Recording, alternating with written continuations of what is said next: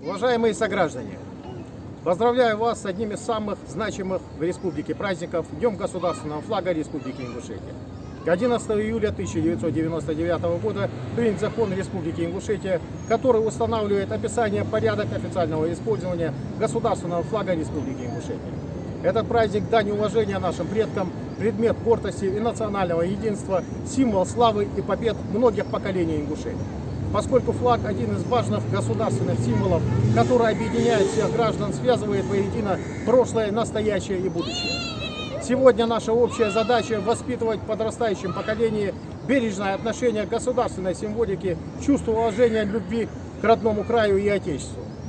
Чтобы молодые люди выросли достойными гражданами Ингушской республики и своими делами всей жизнью доказывали любовь и преданность родной земле и стране. Желаю вам мира, счастья, здоровья и благополучия. Далдякал Бог, Галаймо. Также я хотел бы сказать, что мы должны вернуть все наши попранные права, восстановить территориальную целостность Республики Ингушетия, вернуть все территории, переданные Северной Осетии в 1944 году после насильственной депортации чеченцами ингушей в Среднюю Азию и Казахстан тираном Сталина. Надо вернуть народу Ингушетии право прямых выборов на избрание себе глав регионов. Теперь уже не глав регионов, а президента республики. Если есть Конституция республики, есть государственный флаг, значит и должен быть президент республики. Мы должны бороться за свои гражданские права и свободы.